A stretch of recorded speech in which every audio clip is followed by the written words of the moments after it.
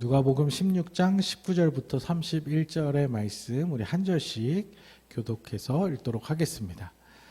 한 부자가 있어 자색 옷과 고운 베옷을 입고 날마다 호화롭게 즐기더라.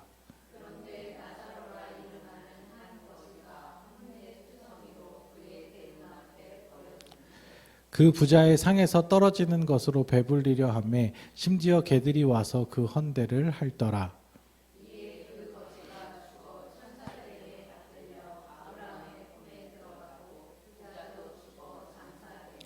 그가 음부에서 고통 중에 눈을 들어 멀리 아브라함과 그의 품에 있는 나사로를 보고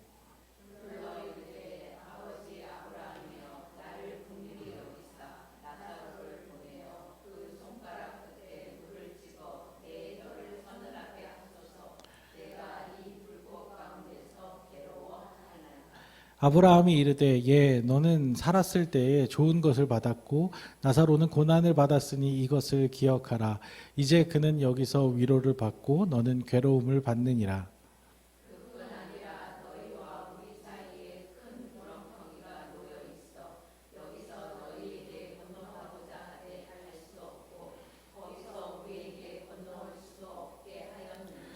이르되 그러면 아버지여 구하노니 나사로를 내 아버지의 집에 보내소서.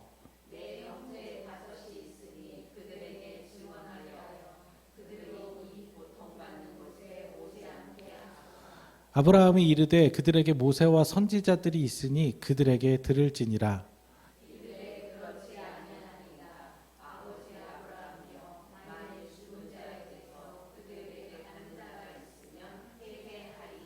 함께 보겠습니다. 이르되 모세와 선지자들에게 듣지 아니하면 비록 죽은 자 가운데서 살아나는 자가 있을지라도 권함을 받지 아니하리라 하였다 하시니라. 아멘. 네, 오늘도 예배 가운데 나오신 우리 모든 성도님들 가운데 하나님께서 주시는 놀라운 은혜와 평강이 날마다 함께 하시기를 주님의 이름으로 축복합니다. 네, 날씨가 많이 더워졌습니다. 어제 비가 살짝 오기는 했는데 더위를 식힐 정도는 아닌 것 같고, 미리 에어컨을 좀 틀어놨는데 더우시면은 중간에 온도를 잘 조절해 주시면 좋을 것 같습니다. 오늘 함께 살펴볼 비유는 부자와 나사로 이야기입니다. 지난번에 우리가 살펴봤던 불의한 청지기의 비유와 마찬가지로 오늘도 역시 부자가 등장하는 이야기인데요. 먼저 이 이야기의 간단한 내용, 많이 다 익숙하게 알고 있는 이야기지만 다시 한번 말씀의 순서대로 좀 정리를 해보도록 하겠습니다. 먼저 등장하는 인물은 부자입니다. 그는 겉모습이 아주 화려하게 묘사되고 있습니다. 왕이나 입을 법한 자색 옷과 고운 베옷을 입고 날마다 호화스럽게 즐기는 삶을 살고 있었습니다. 그리고 다음으로 등장하는 인물은 그 부자의 모습과는 정반대되는 상황에 처해 있는 사람이죠. 그의 이름은 나사로인데 거지였습니다. 그는 부자의 집 대문 앞에 버려져서 그 집에서 나오는 것들로 겨우 배를 채우며 살았습니다. 동네 버려진 개들과 같은 그런 상황, 신세였던 것이죠. 그런데 갑자기 이들의 상황이 반전이 됩니다. 두 사람이 다 죽게 된 것이죠. 거지였던 나사로는 아브라함의 품에 안겨 있게 되고, 부자는 음부에서 고통을 받으면서 그 나사로의 모습을 보게 됩니다. 부자는 나사로를 보고는 아브라함에게 한 가지 요청을 합니다. 나사로를 시켜서 물 한 방울만 찍어서 달라는 것입니다. 아마 그 목이 탁 들어가는 그런 고통 중에 있었던 것 같습니다. 그런데 아브라함은 이걸 또 거절합니다. 그러면서 뭐라고 하냐면 너는 살았을 때 누릴 만큼 누리지 않았니? 라면서 그럴 수 없다는 거절을 돌려서 이야기를 하죠. 또 뿐만 아니라 이 부자와 나사로 사이에는 엄청나게 큰 구렁텅이가 있어서 서로 교류할 수 없다라고 합니다. 그러자 이 부자는 그러면 아직 살아있는 자신의 형제들이 있으니까 그들이 자신과 같은 고통을 당하지 않도록 나사로를 자기 집에 좀 보내달라고 부탁을 하는 것이죠. 하지만 이마저도 거절을 당하는데요. 아브라함은 그들에게 모세와 선지자들이 있으니 그들에게 들으면 된다고 이야기를 하십니다.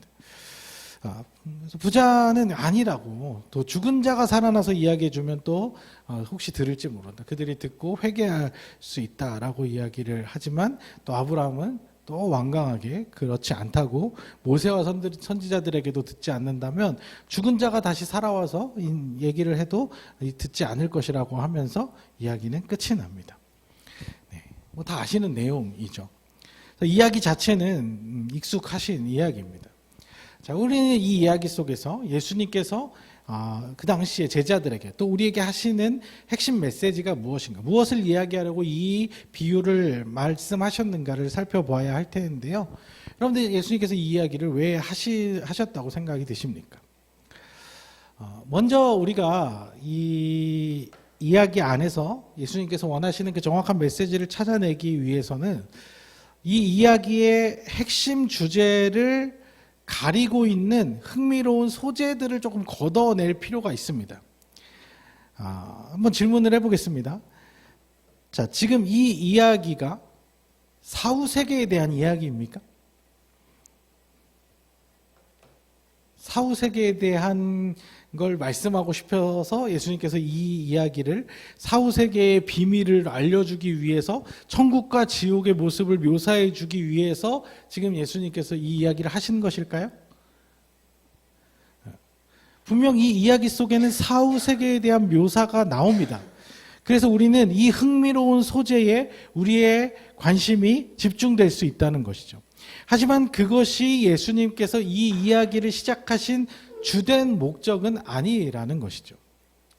그래서 이 이야기에 등장한 것만 가지고 천국은 이런 모습이구나, 지옥은 이런 모습이구나라고 쉽게 단정 지어서는 안 된다는 것입니다. 여기에서 묘사된 것 그 이상이겠죠. 우리 여기에서 다 묘사하지 못한 더 다양한 모습이 있을 것입니다. 단지 여기에 있는 것이 다가 아니라는 것이죠. 왜냐하면 이 모습만 보면 우리에게 더 많은 좀 궁금함과 의문점들을 만들어낼 수 있습니다. 예를 들면 아브라함이 마치 하나님인 것처럼 이렇게 등장하는 모습이라든지, 그리고 둘 사이에 어떤 큰 구렁텅이가 놓여 있다는데 도대체 그 구렁텅이는 어떤 것인지, 또 부자는 왜 물을 찍어 달라고 했는지, 그럼 우리가 상상하는 것처럼 그냥 막 불구덩이에서 그냥 목이 타들어가는 고통 정도 받는 게 그게 지옥인 것인지, 뭐 이렇게 이 안에 있는 이야기들 자체만 가지고 천국과 지옥의 사후세계의 모든 것들을 다 이해할 수 있다고 생각하면 안 된다는 것이죠. 거기에 집중하다 보면 예수님이 뭘 얘기하려고 하시는지 원래의 메시지를 놓칠 수 있다는 것입니다. 이거는 비유 이야기입니다. 비유고 이야기예요. 그 이야기 속에 등장하는 소재들일 뿐입니다. 거기에 우리의 관점을 너무 빼앗길 필요는 없다는 것이죠. 또 이 이야기는 구원론을 가르치기 위한 이야기가 아닙니다. 그래서 구원의 조건에 대한 이야기를 하는 것이 아니에요. 자, 부자가 왜 음부의 고통을 당하게 됐습니까? 나사로는 그러면 어떻게 아브라함의 품에 들어갈 수 있게 되었습니까?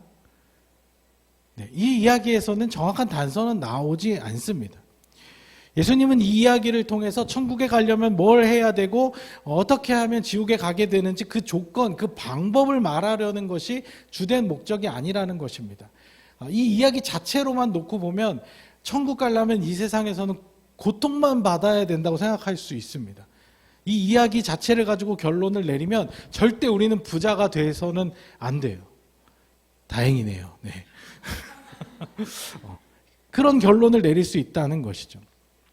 물론 핵심 메시지를 찾아가다 보면 구원에 대한 어느 정도의 개념이 드러날 수는 있지만 그것이 핵심 메시지는 아니라는 것입니다. 그런데 이상하게도 이 부자와 나사로의 이야기를 들으면 왠지 자연스럽게 그런 쪽에만 자꾸 관심이 가게 된다는 것이죠. 왜냐하면 또 그것이 우리가 되게 궁금해하는 그런 부분이기도 하기 때문입니다. 하지만 저는 이 이야기의 핵심을 하나님 나라의 관점, 복음적인 관점에서 찾아보고자 합니다. 제가 괜히 엉뚱하게 거기에 초점을 맞추려고 하는 게 아니라 예수님께서 원래 이야기를 하셨던 처음 의도가 그렇기 때문입니다. 오늘 본문 19절부터 읽었는데 그 위로 조금 올라가서 16절의 말씀이 있는데요. 한번 읽어보도록 하겠습니다. 율법과 선지자는 요한의 때까지요. 그 후부터는 하나님 나라의 복음이 전파되어 사람마다 그리로 침입하는지라. 그러니까 예수님께서 지금 이 이야기를 하시기 전에 이 이야기를 하는 이유에 대해서 힌트를 주신 거예요. 하나님 나라 복음의 관점으로 이 이야기를 하는 것이다라고 힌트를 주신 거예요. 그러니까 예수님께서 여러 가지 지금 이 이야기뿐만 아니라 앞에서부터 여러 가지 비유를 이야기하신 그 상황들이 뭐였습니까? 우리 앞에서 지난 시간, 지지난 시간 살펴본 것처럼 바리새인들 들으라고 하는 얘기잖아요. 잘못된 바리새인들의 행태를 지적하기 위해서 지금 이야기를 하고 계신 거잖아요.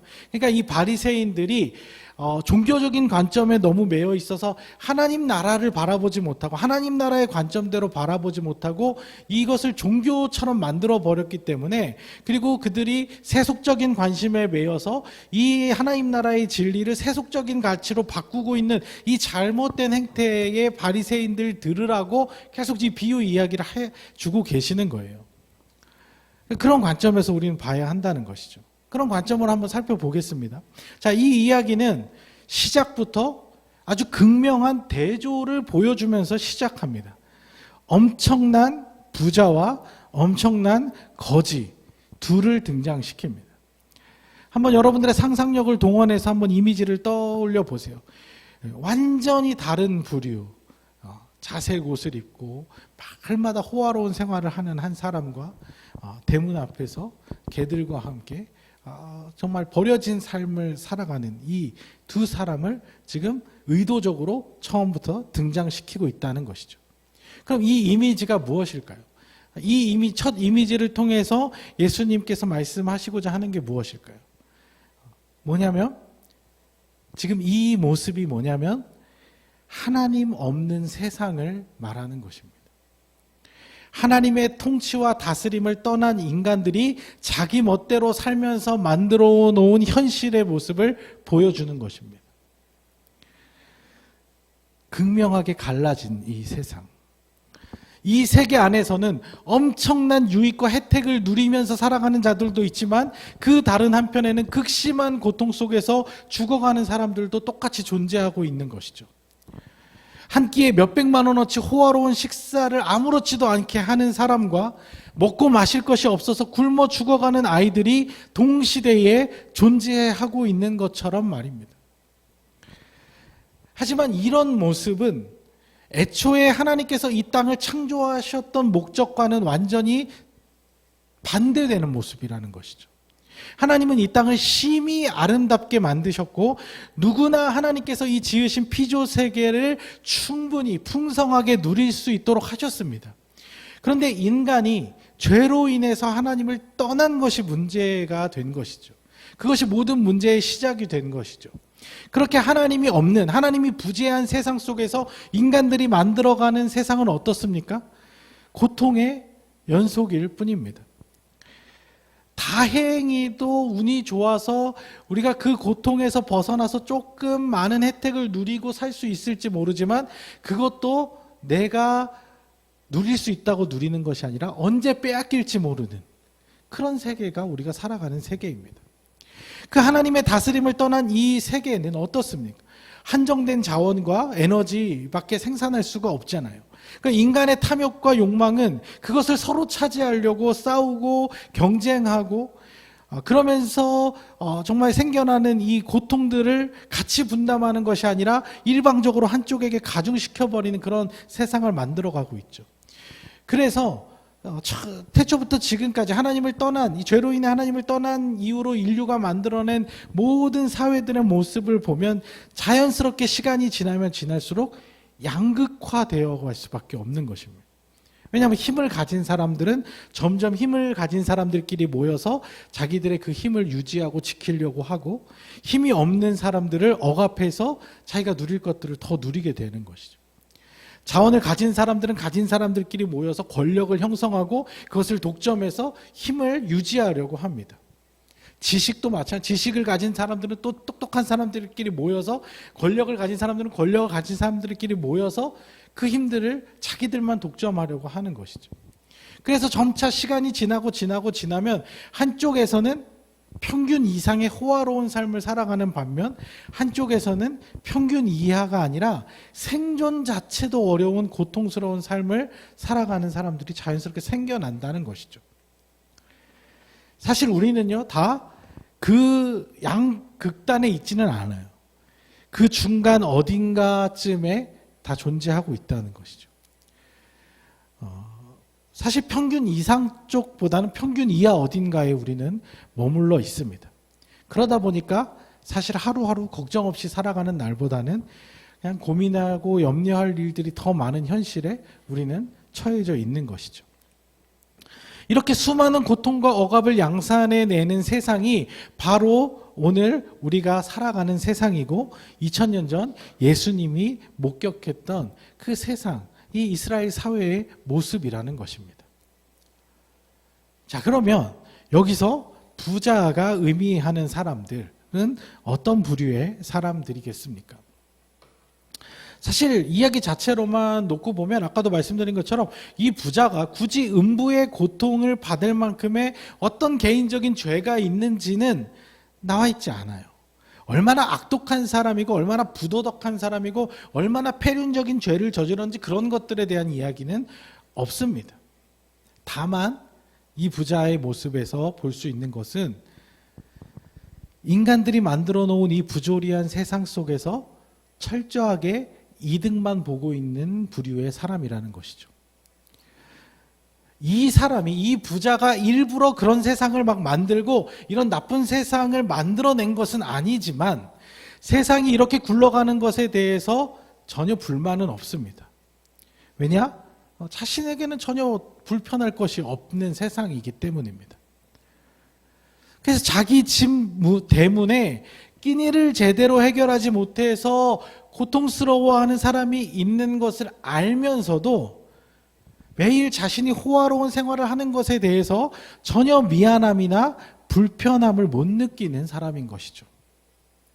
성경의 표현이 아주 고상해서 그렇지 뭐 부자의 상에서 떨어지는 것으로 뭐 먹었다 이렇게지 사실 그 집에서 나오는 음식 쓰레기로 삶을 연명했다는 말이에요. 그런데 그 모습을 보고 이 부자는 아무렇지도 않다는 거예요. 몰랐을까요? 자기 집 너무 그냥 이렇게 높은 삶을 살아서 나사로의 존재 자체를 몰랐을까요? 아닌 것 같아요. 나중에 알아보잖아요. 나사로운 거 딱 대번에 알아보잖아요. 음부의 고통을 받으면서 분명히 저 사람이 나사로라는 걸 알아봤잖아요. 알았다는 거예요. 알면서도 그냥 방치했다는 거예요. 내버려 뒀다는 거예요. 그리고 되게 웃긴 건 뭐냐면요. 그 음부의 고통을 당하면서도 나사로를 대하는 태도가 어떤지를 한번 보세요. 나사로를 자꾸 시켜요. 나사로 시켜서 물을 찍어달라고 하질 않나. 자기 형제들에게 막 아니 왜 나사로가 자기가 가라면 가고 오라면 오는 그런 사람입니까? 그렇게 인식을 하고 있는 거죠.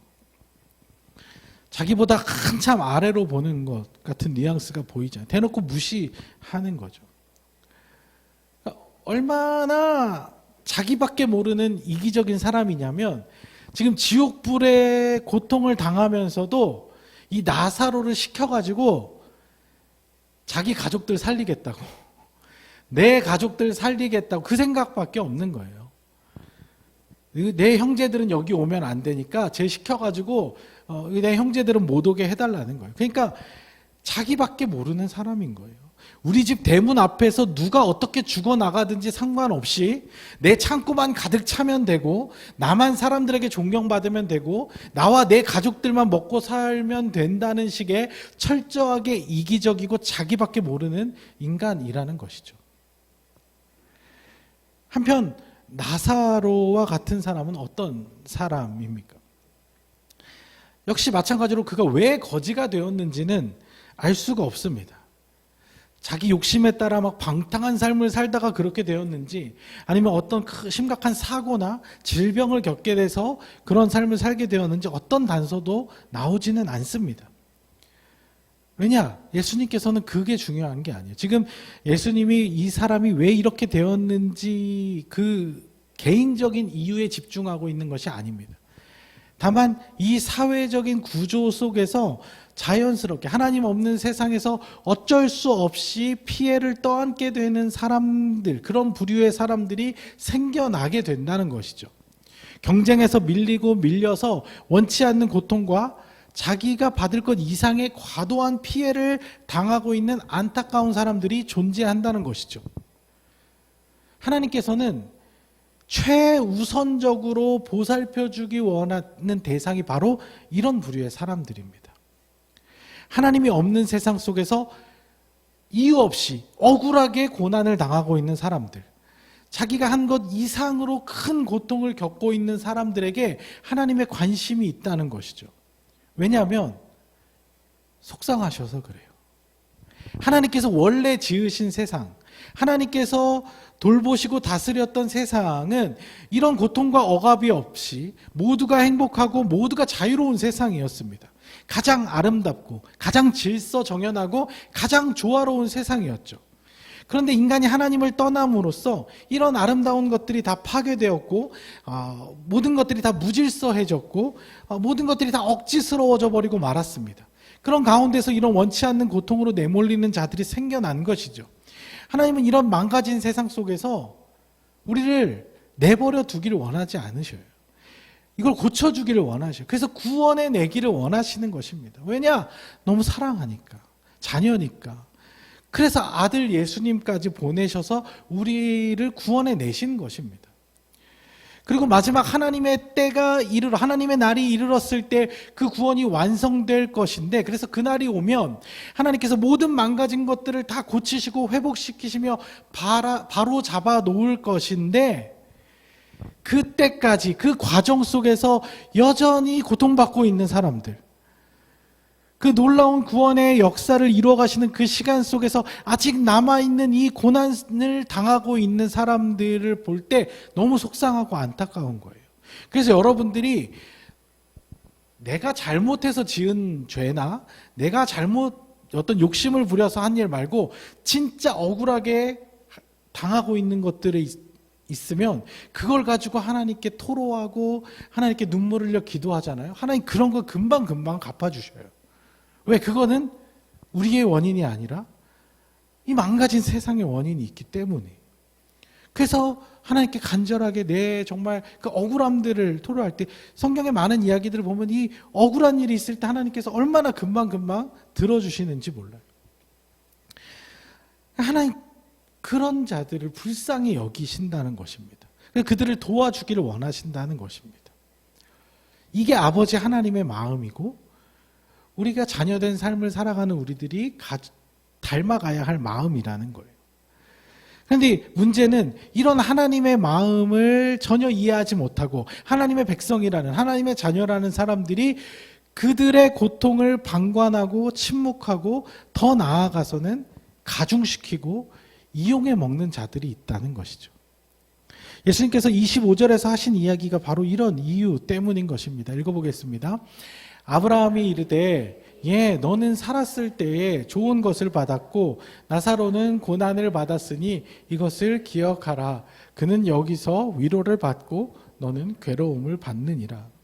이 이야기를 하신 것이 이 세상에서 호화롭게 누렸던 사람들은 죽어서 무조건 고통받고 이 세상에서 고통받았던 사람들은 죽고 나서 무조건 누릴 걸 다 누린다. 이 얘기가 아니에요. 그걸 문자적으로 그렇게 해석하면 안 된다는 것입니다.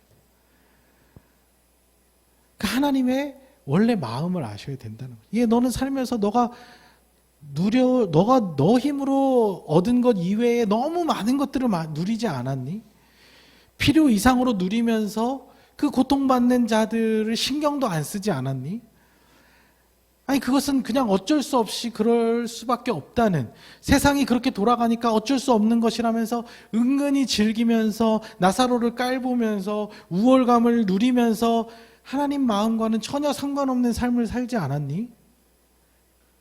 하나님을 전혀 닮지 않은 그런 모습으로 살았기 때문에 그 음부의 고통 가운데 있을 수밖에 없는 것이죠. 하지만 이 나사로는 너가 말하는 그 어쩔 수 없는 사회 구조 속에서 뭐 특별히 그렇게 잘못한 것도 없는데 고통만 당하다가 어려움만 당하다가 인간다운 삶을 제대로 한번 살아보지도 못하고 여기 왔잖니. 나는 얘를 위로해주고 싶어. 너무 안타까워서 얘를 위로해주고 싶어.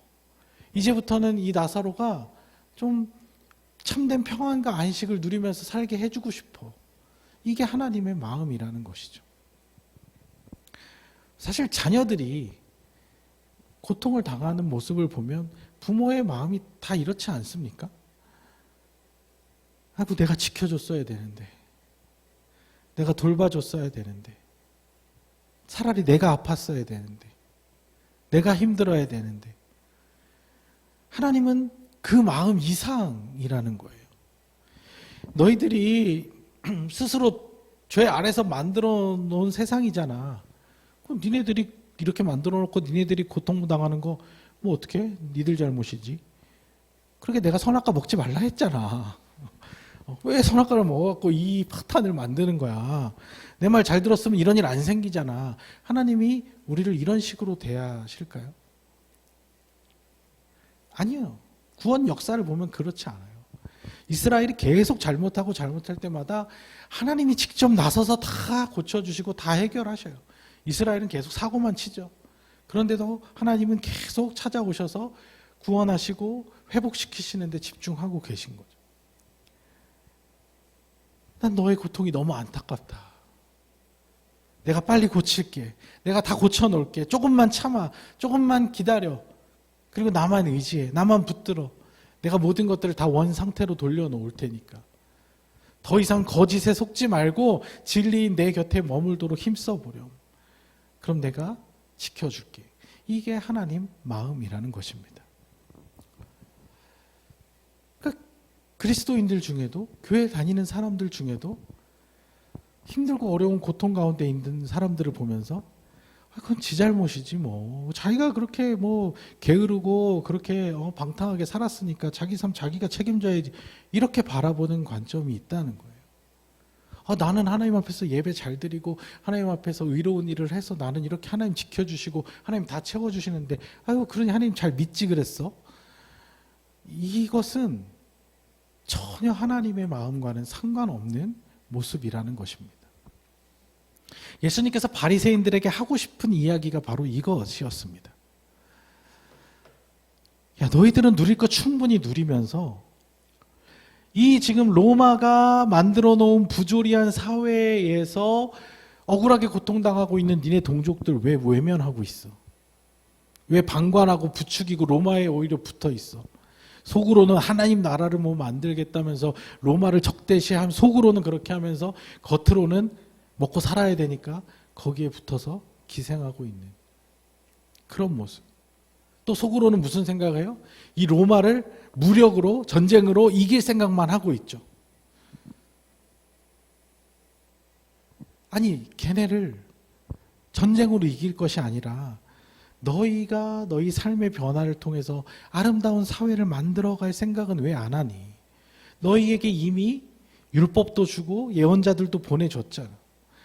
하나님 말씀대로 순종하면서 살면 모두가 행복하게 살아갈 수 있는 아름다운 세상을 만들어갈 수 있고 그것을 이미 1000년 전부터 1500년 전부터 그 삶을 살 수 있는 기회를 몇 번이고 주셨는데 너희는 왜 이 세상의 거짓된 것들에 붙어서 세상에 기생하면서 세상보다 더 부조리하고 부당한 세상을 만들어가고 있냐는 것이죠.